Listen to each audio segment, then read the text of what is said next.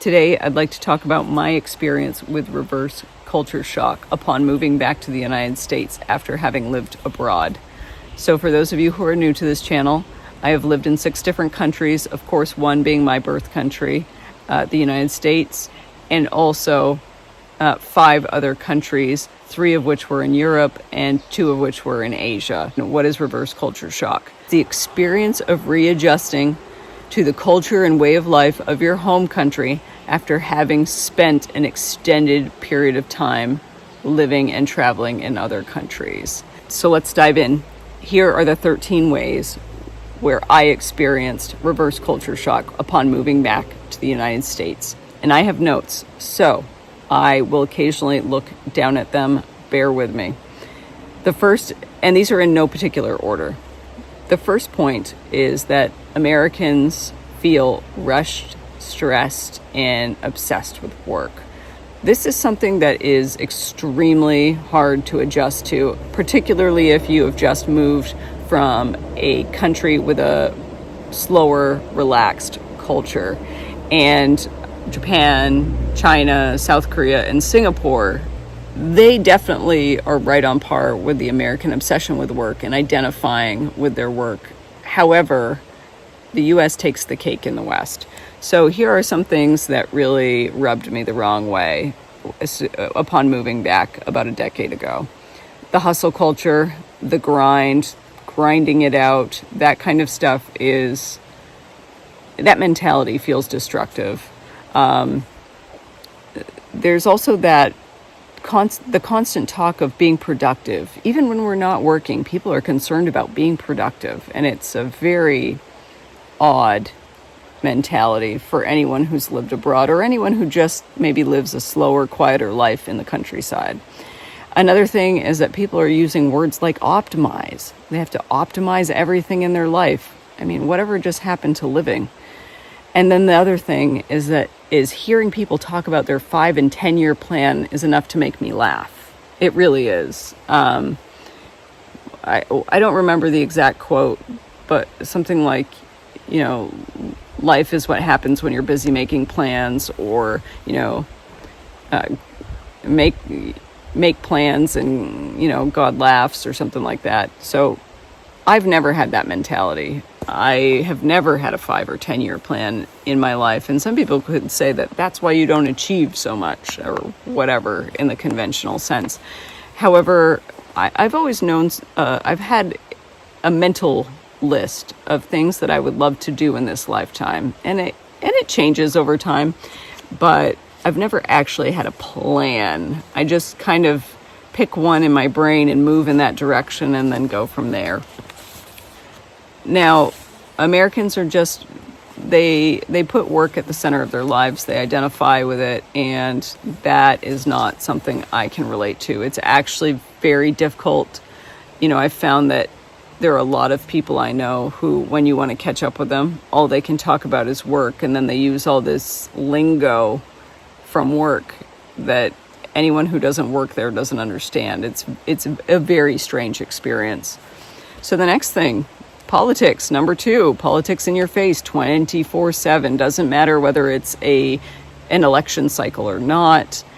Politics is the new religion in America, and it's really depressing. Now, when I moved back from abroad, it was 2015, and that is when politics were heating up in a way that we've never seen before, and it has only intensified ever since. Everywhere you go, there are signs. People are wearing, political swag with, logos on them. The signs in people's yards, and then also all over the news, the papers, the magazines, and also bumper stickers. Americans are obsessed with bumper stickers and have to put their political ideologies all over their cars. I always wonder why people buy BMWs only to cover it in bumper stickers. It's beyond me. But anyway, that is hard to adjust to, especially because I simply just view politics and the two-party system as 2 wings of the same bird. They're all getting richer in the process, and we're not really getting much at all. So the third thing, Small talk. For me, small talk is utterly painful. Now I realize that small talk is a way that people who don't know how to connect with another human being try to connect and just be pleasant. I get that. But I'm not interested. I'm kind of a very direct, no BS kind of person. And in the sense of not liking small talk, I resonate so much more. Sorry, there are mosquitoes. I resonate so much more with the Nordic cultures in that sense, because, you know, when they speak, it's for practical reasons, or there's meaning and depth to it. Now, for those who have ever been to America or who are from the US and have lived abroad, you'll notice that when you come home, how are you? How are you? I'm great. I'm good. I'm great. You know, and people just ask you, how are you, as a greeting. And sometimes they're not even interested in the answer. And then if they do wait for an answer, they don't want a sincere answer. You're supposed to say, I'm great. I'm good. I'm well. How are you? And that's how it goes.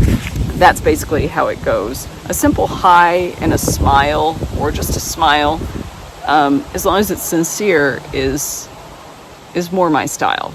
And it's hard to get used to a lot of the nonsensical small talk. So let's get into the fourth point that is related to small talk, and it's the other end of the spectrum, and it's oversharing.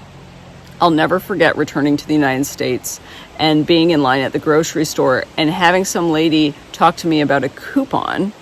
And then that coupon topic, which was boring as all get out, and I would never talk to a stranger about coupons, turned into her telling me her life story and just like vomiting all of the details of her life onto me while we stood in this massive line at a grocery store.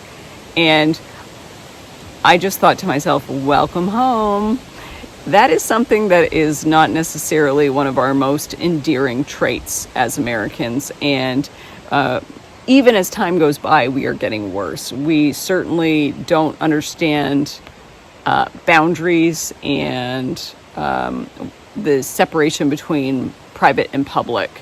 And so getting used to people vomiting up their life stories and just spewing at you as a stranger is never easy to adjust to for me, ever. I'm still not used to it, and I've been back a decade. So the next one is point number 5. It's really personal in the sense that not everyone has this experience. It's the people that you know. They can provide the greatest culture shock ever. Now, the people you know, when you return, they expect you to fall in line and behave as you used to behave, do all the things you used to do, and be interested in all the same things that you used to be interested in. And having lived abroad, I can tell you that you inevitably change, and that you are not always going to be interested in those same things, or enjoy talking about the same things, or doing those same things. So for me, people always wanted to go out to the bar. And there was a bar that we always used to go to, or at least they always used to go to. I would go to occasionally. And when I got back from living abroad, you know, mostly I wasn't drinking anymore. I was drinking a little bit, you know, a glass of wine or cider with a nice meal, but that's it. I was not really into drinking heavily. And now I don't drink, so it's even less so. But every time they wanted to do something, it was always about going to the bar. And I just wondered, why couldn't we go do something outdoors? Why couldn't we all, you know, have a barbecue together? Why couldn't we go for a hike? Why couldn't we watch the sunset and then hang out there and have a picnic and, yeah, bring drinks with us? But why do we have to be at the bar? And people got quite, how should I say, not necessarily mad, but they didn't like that I was not interested in going to the bar. And they, some people just stopped calling me altogether when I would decline. I would often invite them to do other things, like the things that I suggested, and they would decline and never be interested. And then eventually those once friendships just kind of faded away. There were certainly some people who were interested in catching up and having a great time and doing whatever outdoors, getting in a canoe and going paddling or hiking or whatever. And that was awesome. And those people are still in my life because it was a shared experience that we have when we get together. It wasn't just about drinking and getting intoxicated. So I should mention that those are also the people who were interested in my experiences of living abroad. The other people wanted to pretend that I had never left, that I hadn't changed, and that nothing had ever changed. And it was very odd. And so letting them go was a natural experience. So the sixth one, the size of everything, whether it be stores, homes, vehicles, portion sizes, clothes, and people. I'm sorry, folks, but this is not normal. The rest of the world is not on the McMansion size everything. And the gluttony and excess and resulting obesity epidemic that we have here in the U.S. is astonishing. While obesity and excess and glutton certainly exist in many countries around the world, it's never to the point that we have here in the U.S. It's also hard to get used to seeing people who don't even look like humans anymore because they have polluted themselves so much and their bodies have become so distorted. I know that some people will take that offensively, and it is not made to be offensive because I feel sorry for all of us. It's not a good thing. Food. The food was shocking. When you live abroad, you realize that American food is heavily polluted and filled with toxins. Something as innocuous as, is normally innocuous, such as ketchup, for example, is not innocuous. In the US, instead of using a tiny bit of simple cane sugar, it is pumped full of high fructose corn syrup, which is banned in most countries. So that is a perfect example as to how our bodies are becoming polluted. I also wanted to say that we just do weird things to food. We inject wax into our fruits and vegetables to make them look shinier and more appealing and as a preservative, which is gross. And, everyone thinks that apple peels are nutritious and healthy, and normally they are. But if you're not picking the apple off the tree and it's not organic and it's been sprayed with pesticides as well, it's not good for you. It is not good for you at all. So that is one of those hard things to get used to. Americans are obsessed with making things look more appealing for sale, but it has nothing to do with health. Now, for example, I will never forget going to the grocery store and buying some pepperoncinis and the pickled ones in a jar. And I looked at the ingredients list, and it had, and I wrote this down, FD&C Yellow 5. I actually went to the store to find that same brand, and it turns out all of them have this in it. FD&C Yellow 5. I don't know what FD&C stands for, but why do we have to artificially color pepperoncinis? Are we little kids and things have to be bright and appealing for us to consume them? I don't get it. Is the original color bad enough? Overall, the food is horrendous. I'm sorry. We just have so many additives and so much junk. And even though I shop and eat the perimeter of a grocery store, I don't do the packaged foods in the middle. My digestive tract had a hard time adjusting, and it still is very unhappy. I'm not going to lie. And then the weight gain that comes with it. Well, I'm not exactly overweight at all, but I noticed that, I gained an extra inch around the midsection moving back to the US, and that's just ridiculous because I would eat more living abroad and I would eat well and just stay the same size. Point number 8, taxes. And I'm not talking about tax returns, that's for another video, but I am talking about the price tags that you see on items in the store. In the majority of countries around the world, the price tag that you see on an item or below an item on a shelf is the price that you pay at the register. You don't show up to the register like you do in the US and then tax is added on top of that. So in the US, when I got back, I was totaling up what I had purchased in my head in terms of cost, and I would have the cash ready by the time I got to the register.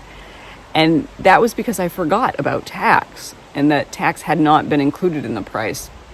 And I would have to dig out more money, or I would hand them the money, and they'd tell me it's not enough, and I would go, oh, and I would get out more money and hand it to them. So that was something hard to get used to. So driving.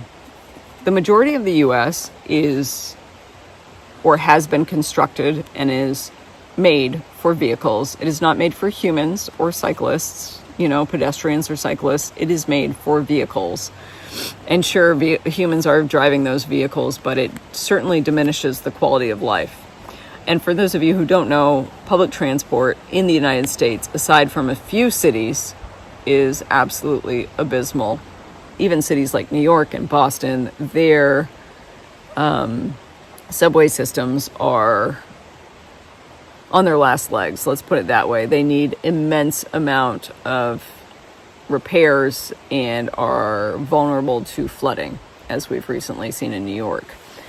And so not being able to walk everywhere or to cycle or to just, use public transport and get around is really frustrating, because it seems to me that this country was built for vehicles so that the auto industry, which started in the early 1900s here in the US, would forever be in business. That's my perspective. I'm sure there's some information on that somewhere, but I haven't looked. And so that's why it's really depressing. I also think that that's why any attempts at high-speed rail have been useless. They've been seeped in corruption, and they never amount to anything. The closest thing we have to a national rail system is Amtrak, and it's not really that awesome. It used to be all right, but it is going the way of Greyhound buses. And if anyone knows about Greyhound buses are not you do not board those buses unless you are desperate, unless you have absolutely no other options. And that is because Greyhound buses, and I believe they got bought out, but I do know that they are still the same. I've had a former coworker have everything they own stolen from them other than their small backpack on Greyhound. But these are the most unsavory of people. I mean, criminals and drug addicts and alcoholics I have compassion for everyone, but you don't always want to be on the bus with people who are involved in such things. And also people who don't always have the best personal hygiene. So I don't do Greyhound, and that clientele is also spilling over onto Amtrak as well, from what I understand, in some places. And eventually I suspect it will only get worse. So not having public transport and having to spend the money and time driving cars around to meet your basic needs is mildly depressing. I don't mind driving if it's optional, and I want to be driving somewhere different and new, maybe to go on a vacation, but I don't want to be forced into owning a car just to be able to live somewhere that's naturally beautiful and not a city. In Europe, you can essentially catch a bus or a train to almost every part of the continent. I'm not going to count Russia in there because I have never been to Russia and I don't know. But within the majority of EU countries, you can get to most villages and towns, and including those non-EU countries, but those in the European Economic Area, you can catch buses or trains to pretty much anywhere. And cities are walkable. In the US, there are places without even sidewalks. Number 10, buying power.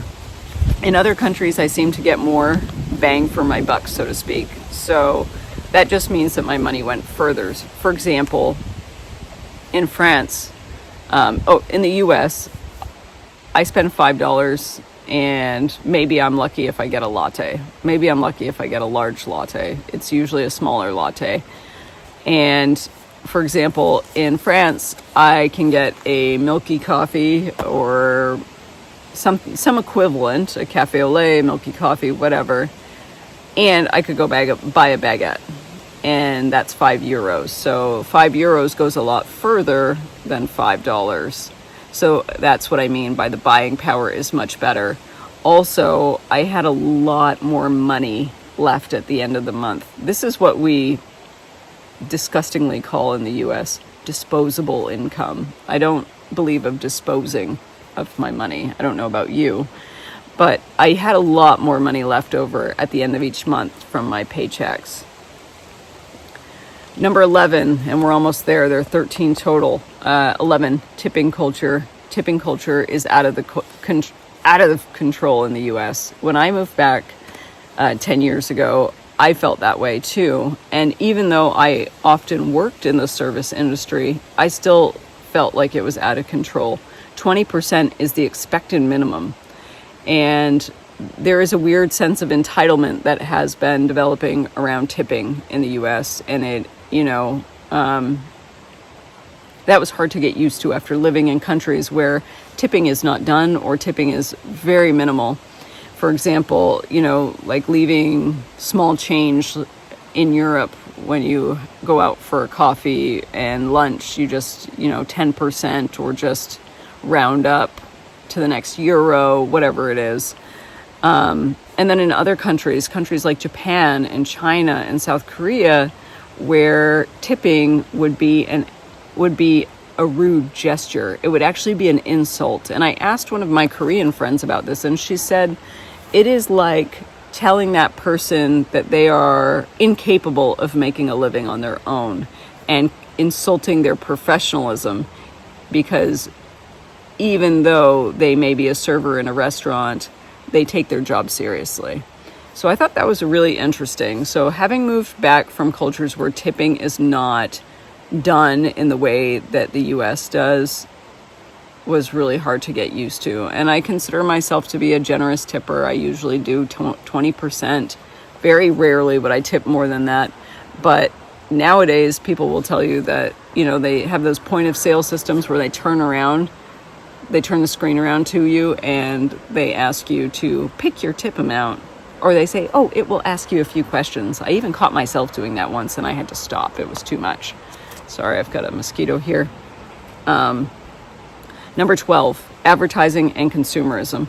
The sheer amount of advertising in the US is out of control. The only place where I felt that it was comparable was living in London in the UK. And after all, that is the hotbed of advertising. It is the home of advertising. It is where advertising was invented. And I say this even having been in shopping meccas like Singapore and Tokyo and Seoul. The US has advertising unlike anywhere I've ever been.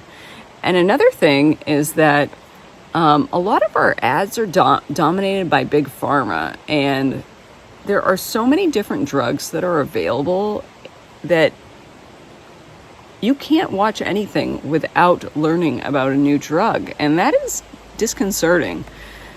Now, on top of this, it's our consumerism. We buy so much, and the amount of waste that this country produces is shocking. For example, in South Korea and in Japan, everything is almost totally recycled.